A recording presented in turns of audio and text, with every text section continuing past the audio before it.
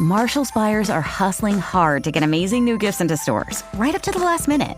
Like a designer perfume for that friend who never RSVP'd, wish list topping toys for her kids who came too, Belgian chocolates for the neighbor, a cozy scarf for your boss, and a wool jacket for your husband that you definitely did not almost forget.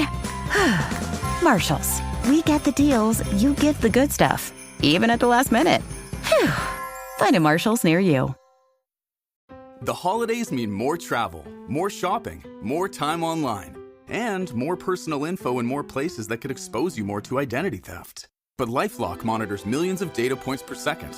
If your identity is stolen, our US-based restoration specialists will fix it, guaranteed, or your money back. Don't face drained accounts, fraudulent loans, or financial losses alone. Get more holiday fun and less holiday worry with LifeLock. Save up to 40% your first year. Visit lifelock.com/podcast. Terms apply. Bueno, pues hecho el consabido recuento de vesículas, vamos al territorio negro de hoy, que nos lleva a aguas cristalinas, las de Córcega. Tiene unas playas maravillosas, Córcega. Nos lleva a veleros bergantines y a un extraordinario cuadro de Pablo Picasso que se llama Cabeza de mujer joven. Bueno, Rendueles y Marlaska van a contarnos una peripecia increíble de este cuadro, al que su dueño, que es Jaime Botín Sanz de Sautuola y García de los Ríos, ordenó que metiesen dentro de su barco para poder sacarlo de España ante la atenta vigilancia de la Guardia Civil, que lo que quería era, obviamente, impedirlo. Es una historia de contrabando de obras de arte que se destapa hoy en la revista Interview, en el número de esta semana que sale hoy, y que empieza primero por lo legal, ¿no? Al Ministerio de Cultura llega en el año 2012 una solicitud, alguien pide al Ministerio que quiere sacar de España un cuadro de Picasso. El 5 de diciembre de 2012, Dalia Padilla, que es una ejecutiva de la delegación en España de la famosa empresa de subastas Christie's, pide formalmente al Ministerio de Cultura español el permiso de exportación de la obra Cabeza de mujer joven, que es un óleo pintado sobre lienzo por Pablo Picasso en el año 1906, y cuya última tasación entonces lo había valorado en 26.200.000 euros. 26 millones, ¿eh? Ahí es nada. En ese escrito se indicaba explícitamente que el cuadro estaba en aquel momento, diciembre de 2012, en el domicilio del señor Jaime Botín Sanz de Sautuola, en la urbanización de Somosaguas, en Madrid. Para situarnos, Jaime Botín es el hermano del fallecido Emilio Botín, sí, y fue durante muchos años banquero también. Luego se jubiló y se dedicó un poco a la vida bohemia, ¿verdad? Sí, Jaime Botín fue directivo del Santander y de Bankinter y dejó el negocio bancario en torno al año 2004. En ese momento, ya siendo bastante mayor, se matriculó en filosofía y se declaró lector apasionado de tratados matemáticos y de física cuántica. Muchos años antes, en el año 1977, había comprado en una galería de arte de Londres ese cuadro de Picasso para el que en 2012 se pedía permiso de exportación para tratar de sacarlo de España y venderlo. Pero el gobierno español le da malas noticias al señor Botín, le prohíbe claramente sacar el cuadro de Picasso, aunque sea suyo legítimamente, porque desde luego lo compró él y era suyo. Eso es, la Junta de Calificación de Patrimonio Histórico deniega el permiso y asegura que la obra no puede sacarse de España. El director general de Bellas Artes deniega también ese permiso y anima a la Comunidad de Madrid a declarar el cuadro bien de interés cultural, a protegerlo, digamos. Yeah. Se dictamina que el cuadro de Picasso, y vamos a leer la resolución, es inexportable por no existir una obra semejante en territorio español, siendo esta pintura una de las pocas obras realizadas por su autor dentro del denominado periodo de Gósol, etapa en la que Picasso se ve claramente influenciado por la plástica del arte ibérico. Nos metemos en el terreno de Adrián Sens, pero el caso es que Cultura añade que esa cabeza de mujer joven influirá decisivamente no solo en el cubismo, sino también en la evolución posterior de la pintura del siglo XX. Es decir, que es un cuadro único y pese a la voluntad de su dueño no puede sacarse de ninguna manera de España y no puede venderse sin autorización, que no tiene esa autorización. Algo similar le ocurrió, por ejemplo, recordad, a la Casa de Alba cuando intentó vender una carta que le escribió Cristóbal Colón a su hijo. Y esto lo dice la ley de patrimonio, ¿eh? La Casa de Alba en su momento se resignó y dijo, bueno, pues no podremos vender la carta de Colón a su hijo. Pero parece que don Jaime Botín no se resignó y no quería, él quería sacar el cuadro de España. Exactamente. Después de recibir esa negativa oficial, el 21 de diciembre de 2012, el señor Jaime Botín escribe una carta de respuesta al Ministerio de Cultura en la que comunica que el cuadro no está ya ni ha estado nunca en territorio español, salvo para algunas exposiciones puntuales. Insisten que él lo compró en una galería de Londres y que el dueño ya no es él, sino una empresa que se llama Euroshipping Charles Company. Pero no todo es no todo lo que estáis contando era verdad, ¿no? La empresa de subastas decía que el cuadro estaba en su casa. Eso es, aquí empieza la ofensiva de Botín. La empresa que él dice que es la dueña del cuadro tiene sede precisamente en un paraíso fiscal, en Panamá, y su accionista principal, así lo revelarán las investigaciones de la Guardia Civil, es el propio Jaime Botín. El cuadro fue pintado por Picasso en territorio español, en el pueblo de Gósol, en la provincia del Lleida, donde el artista pasó 3 meses en la primavera del año 1906 con la que entonces era su compañera Fernanda Olivier. Y unos días después de esa carta del señor Botín, el gobierno recibe otra carta, y esta es más insólita. El consejero delegado de la empresa Christie's en España escribe el 21 de enero de 2013 a la Dirección General y lamenta, dice, que ha cometido un error. El cuadro de Picasso, escribe ahora la sala de subastas, no estaba en España. Y su dueño tampoco es Jaime Botín. La casa de subastas tan prestigiosa se ha equivocado. Ya. Este error de una empresa tan prestigiosa como Christie's parece que le va estupendo al señor Botín, claro. Si el cuadro está fuera de España, pues ya no hace falta permiso para sacarlo. Claro. Y por tanto puede subastarlo en Inglaterra. Y los estudios apuntan a que el cuadro podría venderse en Londres por unos 80 millones de euros. Un informe incluido en el sumario del caso afirma que ese error de Christie's es extraordinariamente inusual. 3 días después de esa carta de Christie's flagelándose, se hace un acta notarial en el puerto de Valencia. Una empresa llamada Cherokee Limited Bay encarga a 2 notarios, los hermanos Pascual de Miguel, que certifiquen las obras de arte que hay dentro de un yate de bandera británica que está atracado en el Pantalán 26 a más alrededor del club náutico de esa ciudad. Los 2 notarios acuden al yate, que se llama Addicks, y es un formidable bergantín goleta valorado en más de 6 millones de euros. Dan fe de que dentro del barco está Cabeza de mujer joven, de Pablo Picasso. Y también... O sea, la polilla sabía que estaba allí, claro. Y también hay cuadros de Turner, Scott, Corot, Van Goyen, Bodin y Alfred Sisley. ¿Y ese yate?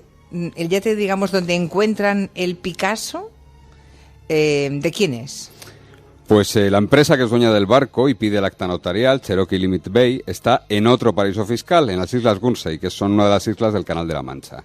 El propietario real de la empresa y del barco Addicks no es otro que, naturalmente, como estabas imaginándote, don Jaime Botín. Es un barco extraordinario de casi 65 metros de eslora, 1.720 metros cuadrados de superficie, vela y motor, un motor que alcanza 12 nudos de velocidad, y el acta notarial, del que se publican las imágenes en Interview, añade que tiene una tripulación de 14 personas, que incluye capitán, chef, ayudante del chef y capacidad para otros 12 invitados.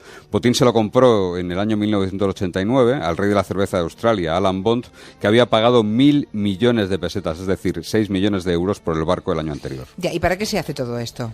Mientras tanto, Botín había recurrido a la decisión del gobierno de prohibirle sacar el cuadro a la Audiencia Nacional, que iba a tener la última palabra. Y en ese ámbito, si los jueces aceptaban que el cuadro estaba dentro de un barco de bandera británica y entendían que el interior del barco ya no era suelo español, Botín no necesitaría permiso para sacarlo del país y podría venderlo al mejor postor. ¿Y los jueces le dieron la razón al señor Botín? Es decir, ¿podía vender su cuadro, el famoso Picasso? No, la Sala Sexta de lo Contencioso de la Audiencia Nacional rechazó los argumentos de Botín y decidió el 20 de mayo del año pasado que el cuadro no podía sacarse de España y mucho menos para venderse. Lo cierto es que nosotros somos analfabetos en el mundo del arte, pero diremos lo que argumentaron entonces los expertos. Decían que se trata de una obra única, previa al cubismo, de una etapa en la que Picasso estaba cambiando su estilo. Es una obra protegida por la Ley de Patrimonio que exige tener permiso para poder sacarla de España si su valor supera los 18.000 euros. 18.000 euros, y hemos dicho que la última tasación de este Picasso superaba los 26 millones de euros, ¿no? O sea que el señor Botín, Jaime Botín, no podía sacarlo de España. Entonces, ¿qué ocurre? ¿Qué hace? Vista la maniobra del yate, del velero, el Ministerio de Cultura alerta a la Guardia Civil. El Grupo de Patrimonio Histórico de la UCO se pone a trabajar para impedir que el señor Botín se lleve el cuadro a las bravas, por las bravas, ¿no? Sus alegaciones han sido que el Picasso estaba ya dentro del barco, que el barco tenía pabellón británico y el barco estaba entonces atracado en el Club Náutico de Valencia. Casualmente, apenas unos días después de la decisión de la Audiencia Nacional, contraria a Botín, el 10 de junio del año 2015, el barco del señor Botín recibe una visita de la Guardia Civil. Es una inspección rutinaria del Servicio Fiscal para comprobar la carga del barco, es decir, lo que lleva dentro. Y el que figura entonces como capitán, Paul Goss, dice que el cuadro de Picasso ya ha volado, no está allí, ha volado. En la declaración de carga que hizo el velero al llegar a Valencia, tampoco figuraba ya el Picasso. O sea, que el cuadro había volado, ya no estaba en el barco. Entonces la Guardia Civil busca hacia atrás, supongo, ¿no? El recorrido que había hecho ese formidable velero desde que empezó toda esta batalla por el Picasso. El barco de Botín había estado en Mónaco, luego en Puerto Sherry, en Cádiz, de allí había ido a Falmouth, en Inglaterra, pasó por aguas británicas hasta junio de 2015, cuando volvió a Valencia y recibió esa primera visita rutinaria, digamos, de la Guardia Civil. Bueno, para situarnos, estamos en junio, recuerden, del año pasado, y por tanto el Picasso ya había desaparecido. Pero la Guardia Civil no va a perder de vista a ese velero en ningún momento. Comprueban que una semana después de aquella inspección rutinaria, el barco toca tierra en Ibiza, que es una de las residencias habituales de Botín, que se sube a bordo del barco el día 17 de junio. El bergantín, goleta, zarpa con el señor Botín hacia aguas de Córcega y cerca de Figari, que es una paradisíaca ciudad del sur de esta isla francesa, desembarca don Jaime el 2 de julio. El barco sigue ruta hacia el puerto de Calvi, también en Córcega, y el capitán, un australiano llamado Paul Frederick, espera instrucciones. Y esas instrucciones le llegan, según dice el sumario, de voz del propio señor Botín. El capitán Frederick declara que el 28 de julio recibió una llamada telefónica de su patrón en el que le ordenaba preparar todo para el traslado del Picasso. El cuadro, aseguró el capitán, estaba en una estancia del barco y él fue preparándolo cuidadosamente y lo embaló para que pudiera ser trasladado. Quedó solo a la espera, dijo textualmente, de recibir la hora de salida del cuadro. Pero algo falló, porque 2 días después el Servicio de Aduanas de Francia entra en el barco, ya hemos dicho que estábamos en Córcega, territorio francés, entra el Servicio de Aduanas de Francia en el barco y allí está efectivamente el Picasso. Así fue. El informe de aduanas indica que el cuadro está empaquetado para poder ser transportado.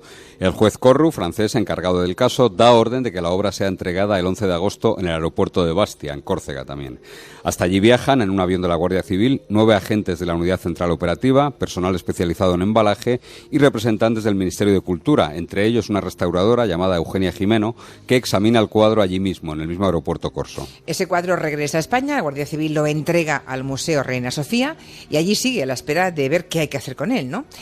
¿Sabemos qué iba a pasar con el Picasso si no llega a ser por los agentes de aduanas franceses y la UCO? ¿Qué hubiera pasado con el cuadro? La investigación de la Guardia Civil ha encontrado un avión privado, una aeronave CSDXO de la compañía NetJets Transportes Aéreos de Portugal, que estaba preparada para despegar del aeropuerto suizo de Ginebra aquel mismo día, el 30 de julio. Y la orden de vuelo del piloto era Ginebra, Calvi, o sea, Córcega, Ginebra.